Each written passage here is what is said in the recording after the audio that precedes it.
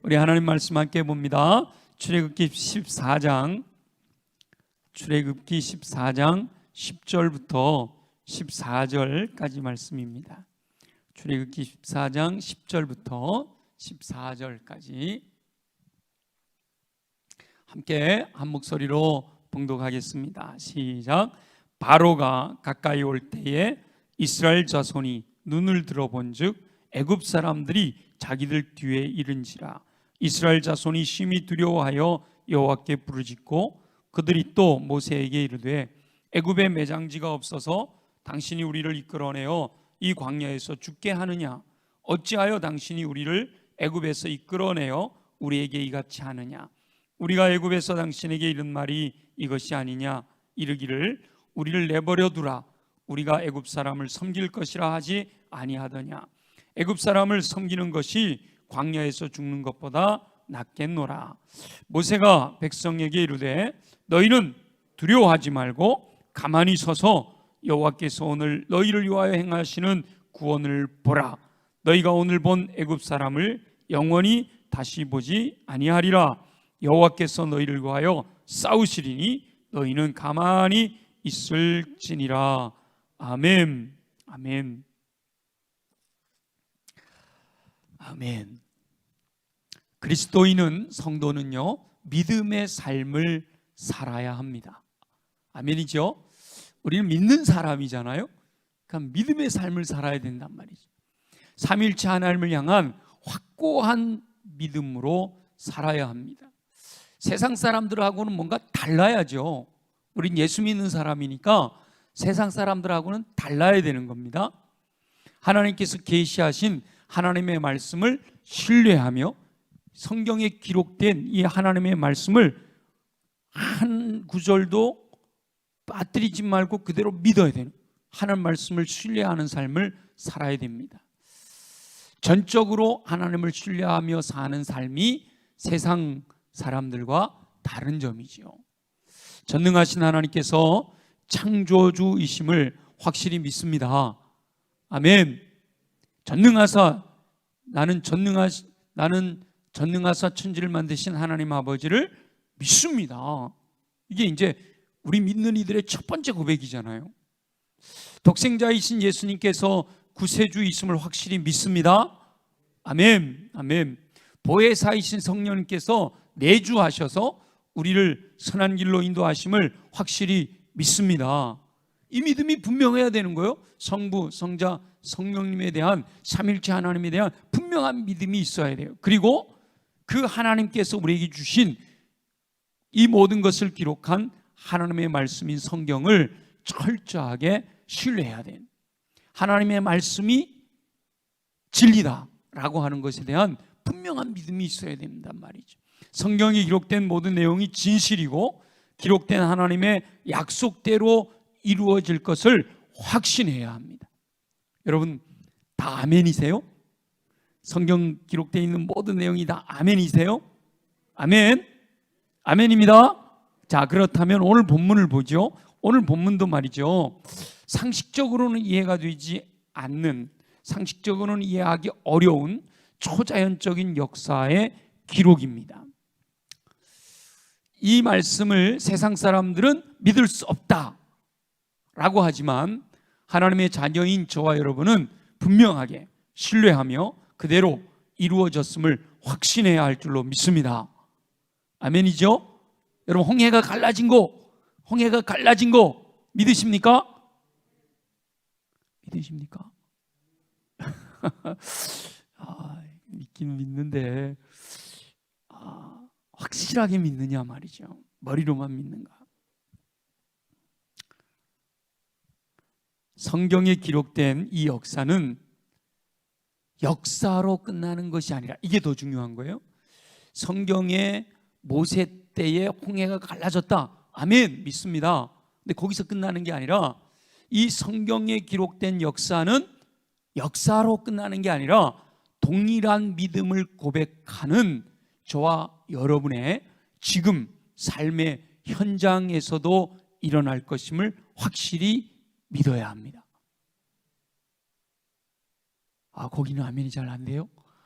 모세가 지팡이를 바다를 향해 손을 내밀매 바람이 불어 홍해가 갈라지고 마른 땅으로 이스라엘 민족이 건넜습니다. 애굽의 모든 군대는 그 홍해 바다에 수장되었습니다. 아멘! 믿습니다. 여긴 잘해요. 근데 내 삶에도 내 앞에 홍해같이 가로막혀 있는 장애물도 믿음으로, 주님의 약속의 말씀을 믿는 믿음으로 홍해같이 갈라질 줄 믿습니다. 여기는 아멘이 잘 안 된다. 아멘을 하긴 하는데 이게 이제 확실하게 아멘이 되어지면 저와 여러분의 삶에서도 홍해가 갈라지는 역사가 일어나게 될 줄 믿습니다. 저와 여러분들이 오늘 이 말씀을 묵상하면서 그런 믿음이 확고하게 생겨나서 오늘도 기도함으로 또 우리들의 삶의 영역 속에서 우리 앞을 가로막는 이 홍해 같은 장벽이 갈라지는 역사가 일어나게 되기를 예수님의 이름으로 축원합니다. 이스라엘 백성들은 야곱의 가족이 애굽으로 이주한 다음 요셉을 알지 못하는 왕의 등극으로 인하여 애굽의 종으로 전락해서 괴로운 시간을 보내야 했습니다. 하나님께서는 아브라함에게 미리 알려주셨죠. 애굽으로 내려가 400년이 지나면 나오게 될 것이다 라고 약속하셨어요. 하나님께서 이스라엘 백성을 애굽으로 불러들인 이유는 아브라함과의 약속대로 큰 민족으로 성장하게 하시기 위함이었습니다. 가나안 땅에서 외부에서 들어온 가족이 성장하고 성장해서 큰 민족으로 커가는 것은 굉장히 어려운 일이에요. 근데 하나님께서 그 야곱의 가족을 애굽에 옮겨 놓으시고 애굽의 그 고센 땅, 좀 애굽의 상류층들과 분리된 그런 땅에서 400년이 지나는 동안 큰 민족으로 70명 내지 75명이 들어왔지만 400년 만에 장정만 60만으로 성장시켜 주시는, 그래서 이 애굽의 고센 땅은 이스라엘 민족이 태동하는 인큐베이터가 되는 거예요. 그 가족이 들어가서 민족이 되는 거죠. 가족이 애굽으로 들어왔지만 출애굽할 때는 민족으로 성장한 겁니다.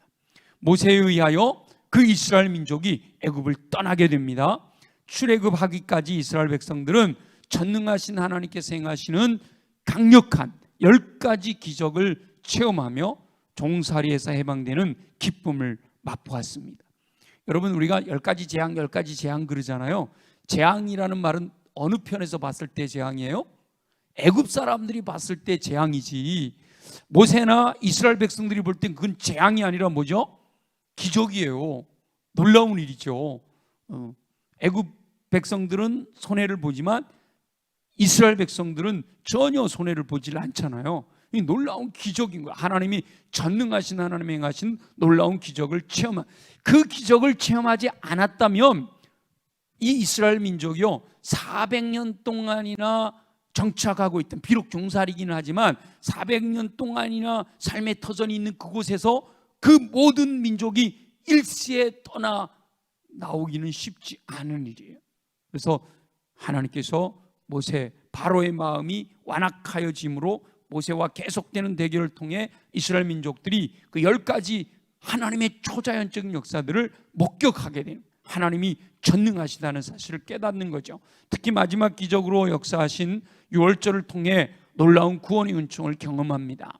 애굽 백성들과 분명하게 구별되어 구원하시는 은총을 베푸시는 거죠. 어린 양의 피로 말미암아 구원하시는 하나님의 섭리를 발견합니다. 피 흘림이 없이는 죄사함이, 구원이 없음을 온몸으로 체험하는 거죠. 전능하신 하나님께서 행하시는 이 놀라운 역사가 400년을 뛰어넘어 애굽을 떠나게 하시는 원동력이 되었던 겁니다. 그렇게 놀라운 초자연적인 역사를 경험하고 떠난 여정은 저와 여러분 모두 다 어떨 거라고 기대해요? 탄탄대로 만사 형통일 것을 기대하지요. 그렇잖아요.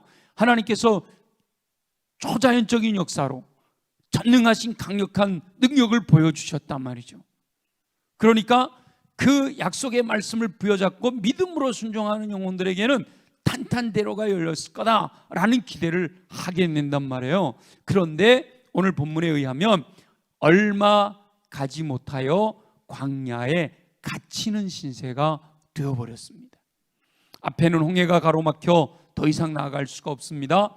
뒤에는 애굽의 군대가 병거를 동원하여 뒤쫓아오고 있습니다. 이런 상황을 진퇴양난이라고 하잖아요.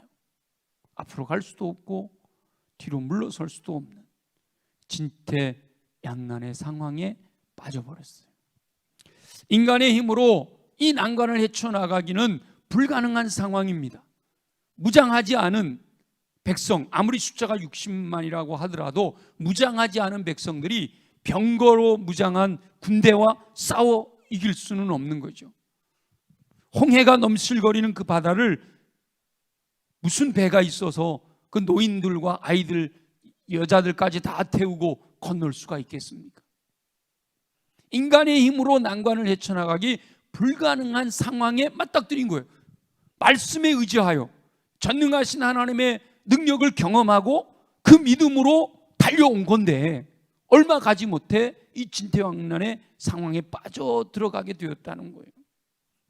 우리가 예수 믿으면 만사형통 탄탄대로 아닐 수도 있는 거예요. 예수 믿으면 세상적인 안목으로 봐서 모든 것이 다 잘 되느냐? 그렇지 않을 수도 있다는 거예요. 지금 이스라엘 백성들에게 행하셨던 하나님은 지금 저와 여러분들에게 행하시는 하나님과 동일한 하나님이시단 말이죠. 그렇다면 저와 여러분이 말씀대로 순종해서 나아가는데도 불구하고 홍해가 가로막힌 장애물을 만날 수도 있다는 거예요. 아무것도 할 수 없는 강력한 장애물을 만나게 되었을 때 이스라엘 자손은 심히 두려워하여 여호와께 부르짖습니다. 저와 여러분도 어떤 장애물이 있든지 하나님께 구하면 하나님 응답하실 줄 믿습니다. 그런데 이 두려워하면서 하나님께 부르짖는 것으로만 끝나는 게 아니에요.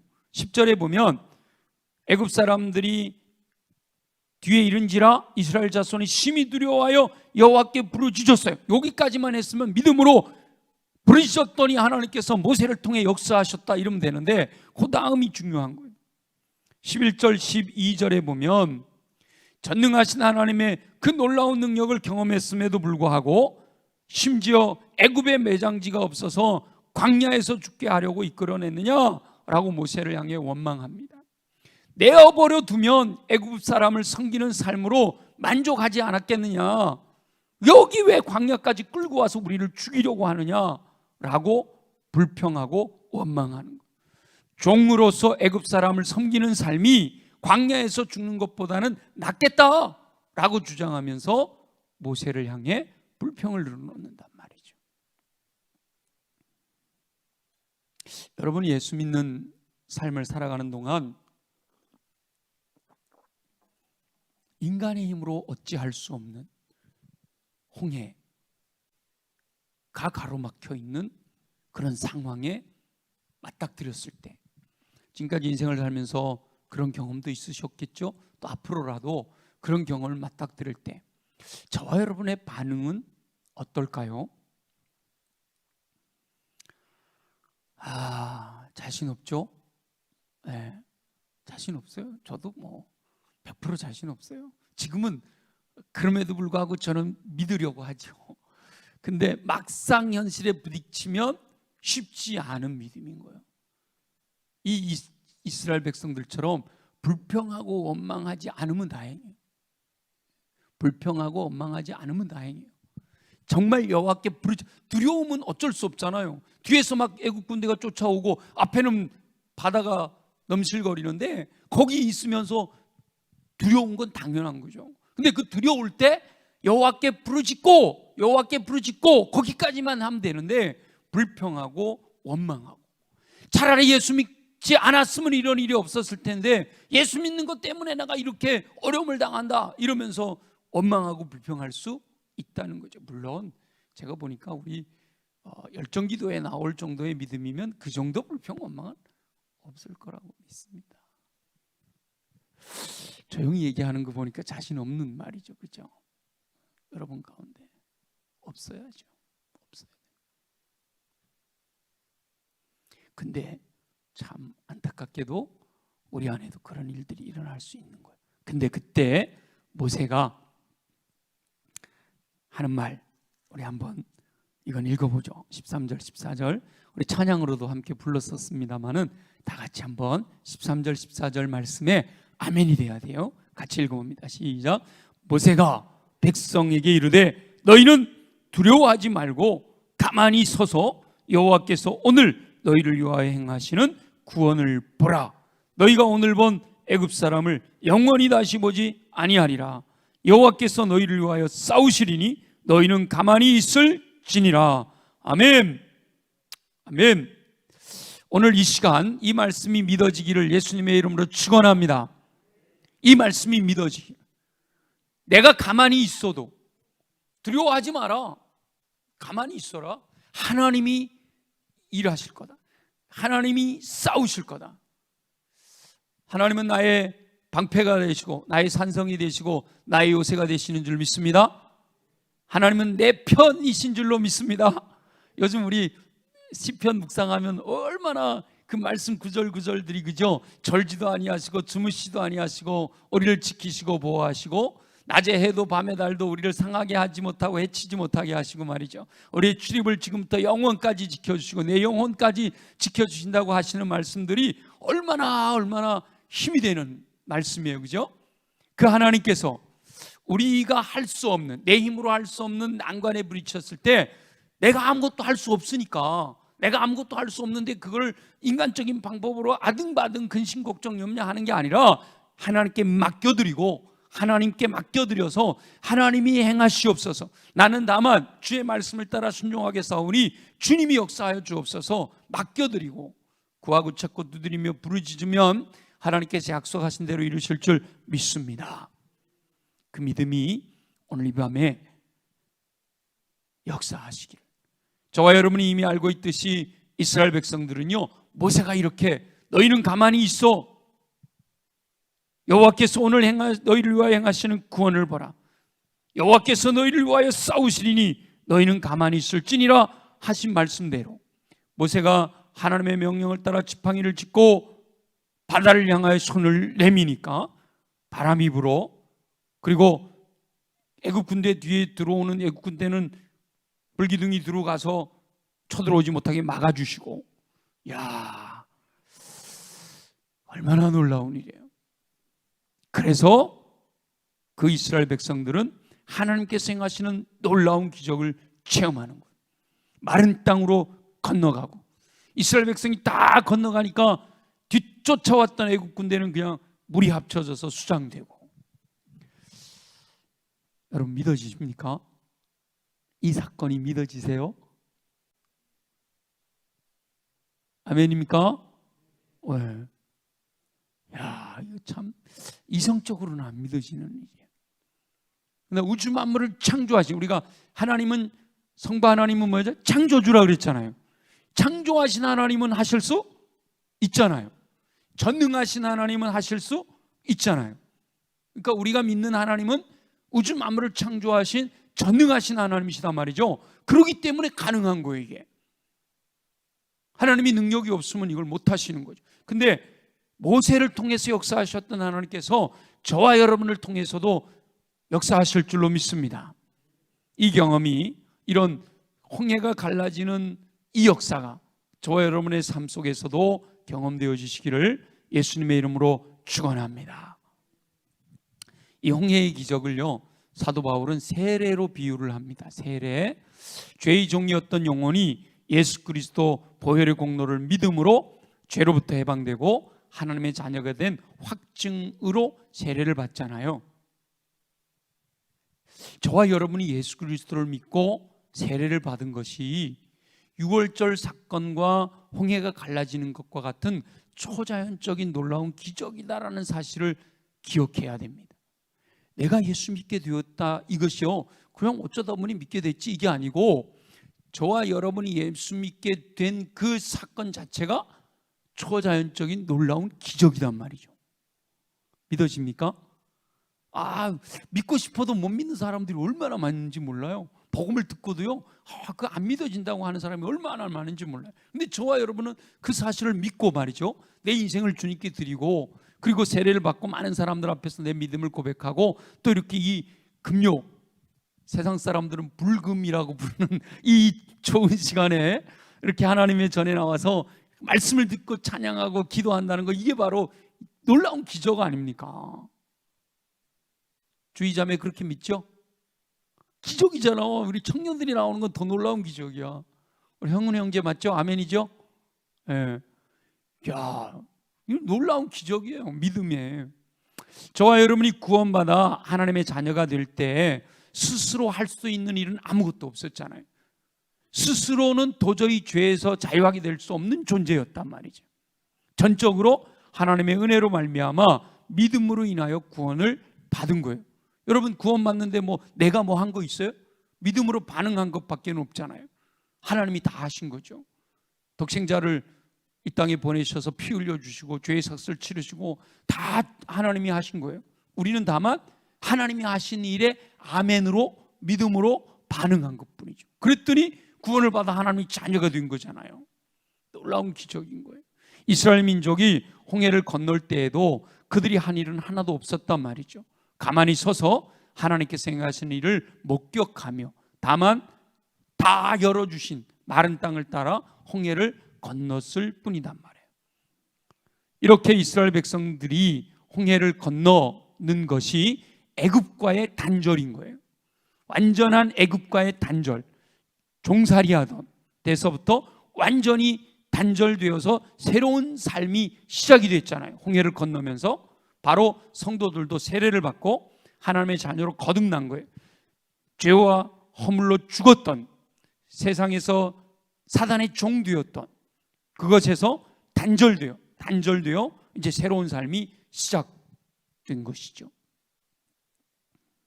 이렇게 새롭게 시작되는 삶의 여정에서 세례받고 믿음을 확정한 이들은 그 이후 끊임없이 주님 앞에 서는 그날까지 결단하고 믿음의 삶을 살아야 합니다.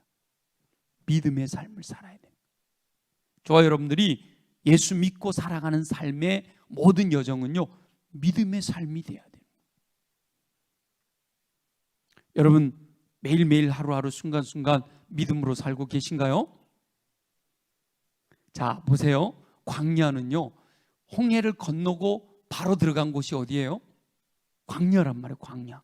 이 광야에는 하나님 없이는 살 수 없는 열악한 환경이 기다리고 있는 겁니다.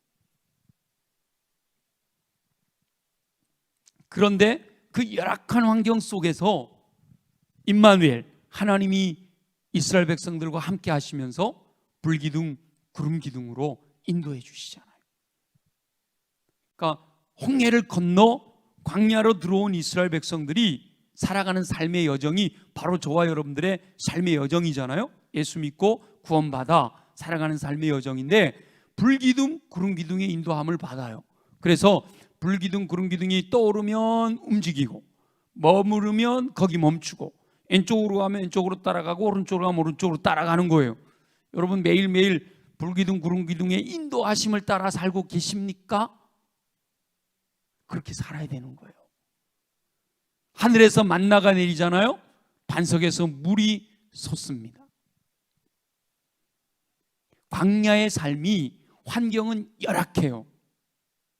그러나 불기둥, 구름기둥이 그들을 인도하고 계시고 하늘에서는 만나가 내려서 줄이지 않게 하시고 반석에서 물이 솟아 목마르지 않게 해주셔요. 그러나 그 외의 환경은요, 차라리 애굽에서 종살이 할 때가 더 좋았죠.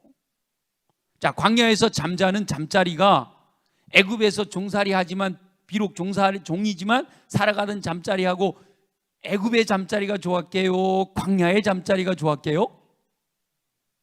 말하나? 많아. 애굽의 날씨가 사람 살기 좋았게요? 광야의 날씨가 사람 살기 좋았게요? 말하나? 많아.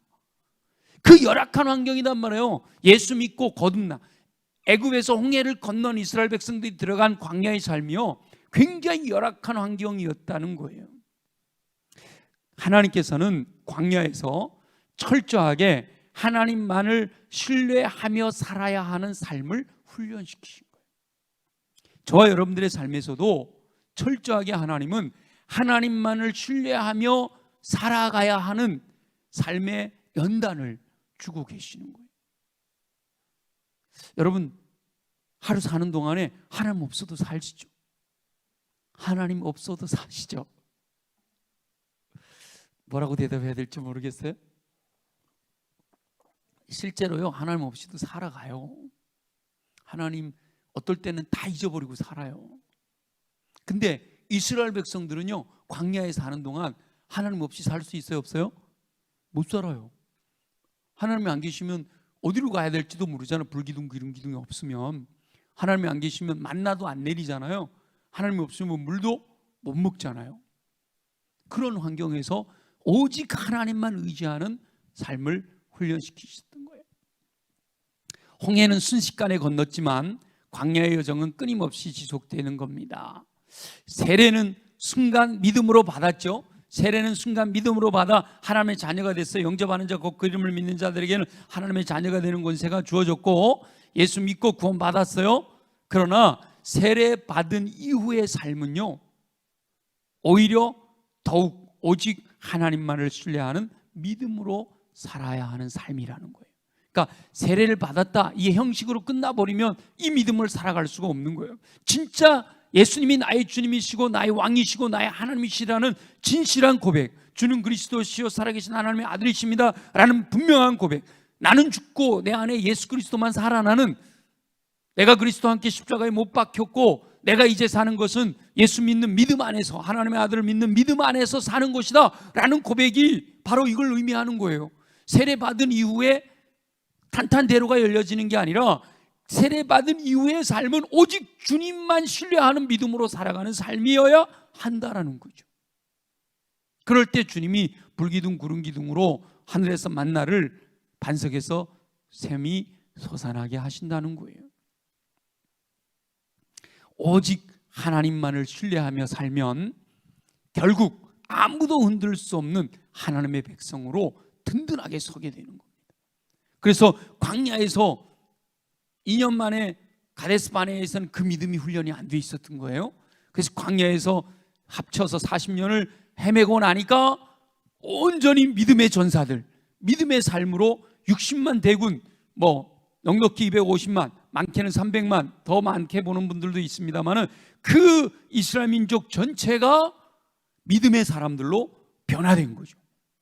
확고한, 그야말로 하나님이 원하시는 오직 믿음으로. 그 믿음이 안 되면 요단강을 못 건너요. 여리고성을 무너뜨릴 수가 없죠. 그 믿음이 되었기 때문에 그 다음에 요단강도 건널 수가 있었던 거고 여리고성도 무너뜨릴 수가 있었던 거죠. 여러분 상상해 보세요. 우리 여기 지금 30명 정도 되는 멤버들도, 자 우리 저기 수원성 서장대까지 좀 올라갔다 옵시다. 그 올라갔다 오는 동안에 한마디 하면 안 됩니다. 자 절대로 한마디 하면 안 되고, 제가 해봤잖아요. 우리 교회에서 성을 돌면서 기도하는 땅밟기 기도 해봤잖아요. 잡담하지 말고 기도하면서 갔다 오라 그러는데 갔다 온 사람 얘기 들어보니까 다 잡담하면서 다녀오셨더라고요. 한마디 하지 말고 요 30명만 한마디 하지 말고 서장대까지만 갔다 오세요. 그래도 분명히 여기서 서장대 갔다 오는데 2시간도 안 걸려요. 근데 그동안에 말하는 사람이 있을까요, 없을까요? 제가 100% 보장하건데 분명히 한두 명 생겨요. 분명히. 자, 그런데 장정만 60만이고 어른 아이들까지 하면 그 많은 숫자가 여리고성을 돌면서 한마디 안 했다. 이거는 철저하게 훈련되지 않으면 안 되는 거죠. 그죠? 그렇게 광야에서 철저하게 훈련이 됐다는 거예요.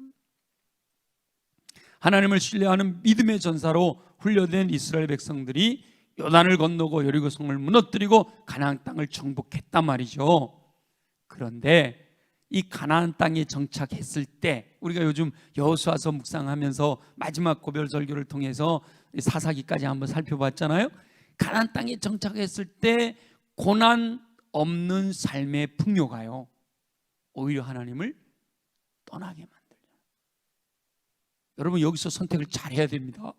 고난 없는 삶의 풍요를 통하여 하나님을 떠난 삶을 살 것인지, 고난 가운데 열악한 환경 속에서 살아가더라도 하나님이 나와 함께 하셔서 하나님 안에서 살아갈 것인지, 머리 좋은 분들은 고난 없는 풍요의 삶에서 하나님과 함께 동행하며 살고 싶다고 그러겠죠. 그게 제일 좋은 거죠. 하나님을 떠난 자들의 삶은 비참합니다. 우리가 열왕기 상하 예레미야 우리 이미 오랫동안 묵상해서 다 알잖아요. 또다시 다른 민족의 포로가 돼요. 보세요. 이게 지금 시간적으로 이렇게 늘려져 있어서 그렇지 이렇게 시간을 압축시켜 보세요. 애굽에 종살이 되어서 종살이하고 있는 사람들을 해방시켜 가지고 철저히 훈련시켜서 풍요로운 삶을 줬더니 하나님을 떠나버려 가지고 결국은 또 뭐 해버려요? 종살이 하는 거예요. 종살이, 포로, 종살이 하는 거예요. 노예의 삶으로, 포로가 되어 살아야 하는 노예의 삶으로 전락해 버리는 거예요. 그러니까 그러니 하나님께서 풍요로운 삶을 주시겠어요? 이 믿음 없는 사람들에게? 하나님께서는 이 하나님의 백성들이 하나님의 약속을 신뢰하고 전적으로 전능하신 하나님을 의지하는 삶을 살기를 원하신단 말이죠. 근데 그렇게 살지 않으니까 포로가 되게 해서 거기서 또 깨달아 가지고 그때 다니엘처럼 에스라처럼 에스겔처럼 깨달아 가지고 그 깨달은 민족이 다시 돌아와서 하나님 말씀대로 살아가도록. 근데 느헤미야 때 보면 벌써 그때부터 돌아온 지 얼마 됐다고 그때부터 벌써 하나님을 떠나 이방 민족하고 통혼하고 안식일도 지키지 않고 이러면서 살아가는 사람들의 모습들이 드러나고 있는 거예요. 그러니까 하나님께서 결국은 말라기 마지막 말씀하신 다음에 침묵하시잖아요. 세례요한이 회개하라 천국이 가까웠느니라 하기 전까지 400년 동안이나 침묵하시는 거예요. 하나님은 하나님의 백성들이요 전적으로 하나님의 은혜 안에서 살아가기를 원하신단 말이죠. 가나안 땅과 같은 세상의 풍요를 바라지 말고 하나님 안에서 허락하시는 광야에서의 소박한 행복을 추구하기를 원하신다는 거예요. 좀 세상의 풍요 속에서 허락하시는 행복을 추구하고 싶은데, 그죠? 근데 그게 성경을 통해서 보면 쉽지 않다는 거예요. 쉽지 않다는 거예요. 여러분, 두 가지 중에서 선택하라 그러면 뭘 선택하시겠어요? 세상의 풍요 속에서 하나님을 떠난 삶을 선택하시겠어요? 아니면 광야에서 열악한 환경 속에서 하나님과 동행하면서 그 안에서의 행복을 추구하면서 하시겠어요? 두 개 중에서만 선택하라고 한다면 여러분 어떤 걸 선택하시겠어요? 많은 사람들이, 믿음 없는 많은 사람들이 하나님을 떠날지라도 세상의 풍요를 선택하며 사는 거죠. 믿음은 형식만 갖고 있고 하나님을 떠나서 내 마음대로 살아가고 싶은 거예요. 세상의 방법 따라 살아가는 거죠. 우리 주님은요, 이 광야의 삶을 통해서 볼 때 열악한 환경, 정말 애굽의 종살이 할 때와 비교해 보면 이 환경이라는 건 비교가 되지 않는 삶이잖아요. 그런데 거기에서 불기둥 구름기둥 만나 반석에서 솟는 샘을 마시면서 살아가는 그 삶의 행복을 그 믿음 안에 전적으로 주님만 신뢰하고 주님이 허락하지 않으시면 살아갈 수 없는 그 삶을 살아가는 그 삶이 우리 주님이 더 기뻐하시는 삶이라는 거죠. 그런데 하나님이 원래 가지고 계신 하나님의 뜻은 뭐예요? 원래 가지고 계신 하나님의 뜻은 풍요로움 속에서 누리는 완전한 행복이죠. 그게 어디예요? 에덴 동산이잖아요. 하나님이 처음 창조하셨을 때의 계획은 에덴 동산에서 부족할 것이 없이 풍요로움 속에서 하나님과 동행하며 살아가는 삶이에요. 그러니까 우리의 궁극적인 목표는 풍요로움 속에서 하나님을 떠나지 아니하고 하나님을 붙들고 전적으로 하나님을 의지하고 살아가는 삶이 우리의 목표가 되어야 되는데, 이 인간의 연약성이요, 풍요로워지면 그걸 잊어버린다는 거예요. 그래서 풍요로워져서 하나님을 떠나는 것보다는 뭐예요? 고난이고 힘들고 열악한 환경 속에서도 하나님과 함께 동행하면서 누릴 수 있는 소박한 행복을 추구하는 것이 더 낫다라는 거죠. 여러분 그렇게 생각하세요? 안 목사님 아무리 그리 말해도 풍요 속에서 행복을 누리고 싶습니다. 그 우리가 목표가 돼야 되는 거예요. 목표가 돼야 되는 거죠. 우리 그 철학자들이 한 말들도 있잖아요. 배부른 돼지가 되겠어요? 배고픈 소크라테스가 되겠어요? 자, 여러분 배부른 돼지로 살고 싶으세요? 배고픈 소크라테스로 살고 싶으세요? 배부른 소크라테스가 되고 싶습니다. 그죠? 그거하고 똑같은 거예요. 세상의 풍요를 추구하는 삶은요, 결국 영원히 멸망하는 길로 가게 될 수밖에 없는 거예요. 세상에 있는 것들은 다 그랬잖아요. 요한일서에 세상에 있는 것들은 육신의 종력, 안목의 종력, 이생의 자랑을 추구하게 만들거든요. 그러니까 그것만 따라가다 보면 결국 멸망의 길을 가게 될 수밖에 없는 거예요. 하나님 안에 거하며 광야에서의 소박한 행복을 누리는 삶이 결국은 영원한 생명의 길인 줄로 믿습니다. 물론 우리의 믿음이 확고하고 성숙해져서 아브라함처럼, 요셉처럼, 다니엘처럼 하나님께서 이 땅에서의 허락하시는 복도 누리면서도 결코 믿음을 떠나지 아니하고 굳건하게 믿음에 서서 든든하게 믿음대로 살아가는 것이 가장 좋은 것이죠. 저와 여러분들은 다 그렇게 살게 되시기를 예수님의 이름으로 축원합니다. 성도는 언제나 전능하신 하나님의 도우심을 누리며 살아야 합니다. 하나님께서는 구구절절 성경 속에서 사랑하는 영혼들에게 풍성한 삶을 약속하셨어요. 그래서 조영기 목사님은 요한 3서 2절 한 구절 가지고 평생 목회하셨잖아요. 사랑하는 자여 내 영혼이 잘된 같이 내가 범사에 잘되고 강건하기를 내가 간구하노라. 그래서 오중복음 그러셨잖아요. 그 오중복음이 뭔지 아세요? 우리 교단에 중생성결 신유 재림 사중복음에다가 하나 더 붙여서 축복, 그래서 오중복음이에요. 진짜예요. 우리 교단에 중생성결 신유 재림 있잖아요. 그래서 신유, 오순절 순복음교회에서도 신유 병든 자 고치는 걸 강조하는 이유가 우리 성결교회에 있는 신유를 가지고 간 거거든요. 거기다 축복 하나 더 붙여갖고 오중복음이라고 그러는 거예요. 말씀대로 여기 하나님께서 구구절절 사랑하는 영혼들에게 풍성한 삶을 약속하신 그 말씀대로 이루어질 것을 전적으로 믿는 온전한 믿음 안에서 살아야 된다. 우리 성도들은 이 말씀대로 이루어질 것을 믿는, 말씀 제껴놓고 다른 거 추구하는 것은 이건 믿음의 사람이 아니라는 거예요. 이 말씀 안에서 말씀대로 이루어질 것을 확신하며 살아가는 믿음의 삶이 돼야 된다. 믿음은 바라는 것들의 실상이고 보이지 않는 것들의 증거잖아요. 그러니까 인간적인 안목으로 아무것도 보이지 않는 광야일지라도 전능하신 하나님께서 언제나 불기둥 구름기둥으로 인도하시는 줄로 믿습니다. 이게 믿음인 거예요. 아무것도 없는 것 같아도 언제나 하늘에서 내리는 만나를 통해 줄이지 않게 먹이시는 줄 믿습니다. 그 믿음으로 하루하루를 살아가는 것이 광야의 삶을 살아가는 믿음의 백성들인 거죠. 목말라 죽을 것처럼 느껴지지만 반석에서 샘이 솟아나게 하셔서 갈증을 해소시켜 주시는 줄 믿습니다. 그 믿음으로 살아가는 거예요. 우리가 광야를 걸어가고 있기 때문에, 세상 속에서 살아가는 그리스도인들은 광야를 걸어가는 것과 같기 때문에 너무나도 갈증나요. 내가 곧 죽을 것 같은 갈증이 일어날지만 그럼에도 주님은 나를 목말라 죽이실 분이 아니다. 반드시 샘이 터져 내 목을 죽여주실 거다. 그 믿음 가지고 살아가는 거다. 현실적으로는 안 보이지만 믿음은 바라는 것들이 실상이고 보이지 않는 것들이 증거라는 거예요. 저도 이 말씀을 다시 한번 정리하면서 제 믿음도 돌아보니까요, 형편없어요. 목사인 저도. 우리 성도들이 오죽 하시겠어요? 성도들 중에 저보다 믿음이 더 좋은 분들도 있을 수는 있어요. 근데 뭐 일반적으로 객관적으로 보면 목사 믿음이 제일 좋아야 되는데, 제가 스스로 저를 보니까 이렇게 설교는 하지만 저도 여전히 편안한 게 좋고 더 풍요로운 게 좋고 더 풍성하면 좋고 말이죠.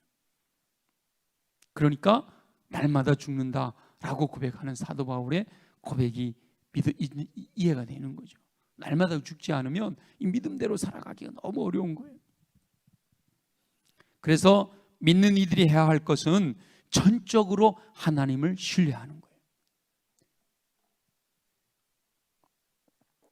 말로만 믿습니다가 아니고 전적으로 하나님을 신뢰하는 거예요. 지난주에 말씀드렸죠. 뛰어내리는 거예요. 아빠가 받아줄 줄 믿고 그냥 뛰어내리는 거예요. 그게 믿음인 거예요. 근데 쉽지 않잖아요. 예를 들어서 내 질병이 있어요. 그럼 하나님이 약속하셨잖아요. 믿음대로 병든 자에게 손을 얹은 즉 나으리라. 믿었으면 모든 적인 인간적인 시도를 내려놔야 되는데 안 믿어지잖아요. 제가 그래도 참 감사하게도 오래된 이야기이긴 하지만 저는 축농증을 고칠 때 3년 동안 앓던 축농증을 그냥 학생회 예배 시간에 한 번 기도하고 나았다는 확신이 와서 이만큼 쌓아놨던 약을 아궁이 다 집어 던져버렸어요. 약조차도 하나님 치유하셨으니까 약을 안 먹겠다. 보통은요, 하나님 치유하셨어도 완전히 괜찮아질 때까지는 계속 약을 먹어라 뭐 이러잖아요, 그죠? 근데 믿음이 생기니까, 이게 믿음인 거예요. 믿음이 생기니까 그 약을 그냥 아궁이 집어 던졌어요. 그 뒤로 아직까지 축농증이 재발하지는 않았거든요. 그게 믿음인 거죠. 근데 우리가 그 믿음을 잘 갖지 못하는 거예요. 전적으로 하나님을 신뢰해야 되는데 안 되는 거예요. 가만히 서서 하나님께서 행하시는 구원을 봐라 그러는데 막 배 만들려고 그러고 뗏목 만들려고 그러고 막 그러면 그거 갖고 어떻게 하겠어요? 하나님이 하셔야 홍해가 갈라지는 건데 내가 뭐 노력하고 뭐 고민하고 그거 머리 싸맨다고 홍해를 어떻게 건너겠어요? 전능하신 여호와 하나님께서 싸우시는 걸 보며 홍해를 건너는 거예요. 매일매일의 삶이, 예수 믿는 믿음의 삶이, 광야를 살아가는, 세상 속에서 살아가는, 세상 속을 걸어가는 우리 순례자들이 살아가는 삶이요, 이 성전 올라가는 노래 요새 새벽마다 얼마나 말씀마다 은혜가 돼요, 그죠? 이 시편 말씀이 얼마나 놀라운 은혜인지 몰라요. 이 삶이 내가 해서 될 일이 별로 없잖아요. 그럼 다 하나님께 맡기고 하나님께서 친히 싸우시는 것을 보며 우리는 마른 땅을 걸어가면 된다라고 말씀하시는 거예요. 사람이 할 수 없는 일을 가지고 노심초사하며 근심하고 걱정하며 염려할 필요가 없다는 거예요. 근데 그게 잘 안 되죠, 그죠? 당장 눈에 보이고, 예를 들어 당장 대학을 가야 되고, 당장 취직을 해야 되고, 당장 결혼을 해야 되고, 그죠? 당장 자녀들을 시집장가 보내야 되고, 집도 사야 되고, 이게 눈에 보이는데 어떻게 전적으로 하나님만을 신뢰하기가 쉽지는 않잖아요. 그것 때문에 노심초사하고 근심하고 걱정하고 염려하게 되는데, 근데 오늘 분명히 그 진퇴양난에 홍해가 넘실거리고 뒤에서 애국 군대가 쫓아오는 그 두려운 순간에 하나님께서 모세를 통해서 이스라엘 백성들에게 하신 말씀이잖아요. 너희는 두려워하지 말고 근심 걱정 염려 노심초사하지 염려하지 말고 가만히 서서 하나님이 행하시는 일을 보라라고 말씀하시죠. 하나님께서 보호하시며 대신 싸우실 것을 말씀하시잖아요. 우리가 이 약속의 말씀을 오늘 저와 여러분에게 주시는 말씀이라면, 저와 여러분의 삶 속에 내 힘으로 할 수 없는, 도저히 뭐 내 능력으로는 감당하기 어려운 홍해 같은 상황이 내 앞에 가로막혀 있다라고 한다면, 하나님 이거 내 힘으로 할 수 없는 거 아시죠? 하나님이 모세를 통해서 이스라엘 백성에게 주신 말씀을 내게 주시는 음성으로 듣습니다. 너는 가만히 있어, 내가 너를 위해 싸워줄 거야 라고 말씀하신 말씀을 믿습니다. 하나님, 제가 할 수 있는 일, 할 수 없는 것을 가지고 노심초사하고 근심 걱정 염려하지 않고 제가 할 수 있는 일을 차근차근 하나하나 제가 할 수 있는 일만 하겠습니다. 나머지는 하나님이 해주십시오. 맡겨드리는 거예요. 그렇게 하라고 지금 말씀하시는 거잖아요. 그렇게 하라고, 그죠? 그러니까 그렇게 하는 거예요. 전적으로 믿고 그렇게 하는 거예요. 순종하는 거예요. 그러면 근심 걱정할 염려가 없잖아요. 하나님께 맡겨드린 거니까. 그리고 하나님이 열어주시는 대로 그냥 걸어가면 되는 거예요. 모세처럼 전능하신 하나님을 전적으로 신뢰하고 다만 지팡이를 바다를 향해 내어 밀어 홍해를 갈라지게 하고 그 사이 마른 땅으로 걸어가면 된단 말이죠. 이렇게 간단하면 얼마나 좋아요, 그죠? 말씀은 이렇게 간단한데 삶은 그렇게 간단하지가 않은 게 문제라는 거예요. 근데 왜 간단하지 않으냐? 너무 복잡하게 생각하기 때문에 그래요.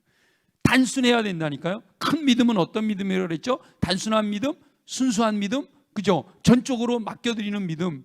그게 진짜 큰 믿음이잖아요.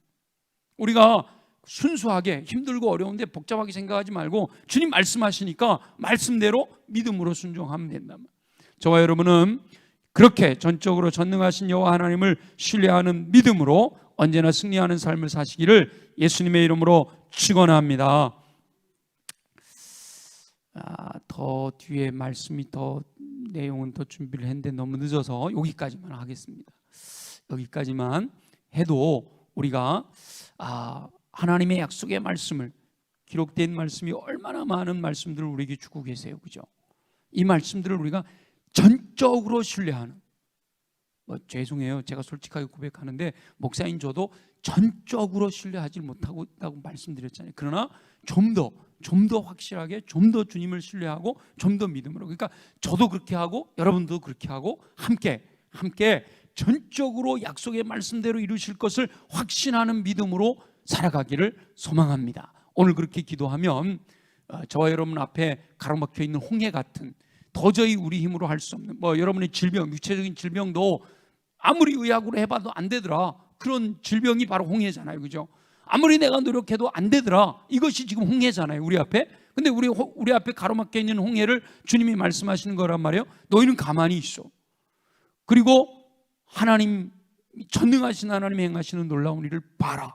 하나님이 싸우시겠다. 이렇게 말씀하신단 말이죠. 그래서 그 말씀대로 이루어질 것을 확신하며, 또 저와 여러분들이 그렇게 살아갈 때 행하시는 놀라운 역사들을 경험하면서 주께 영광 돌려드리는 저와 여러분 되어지시기를 예수님의 이름으로 축원합니다.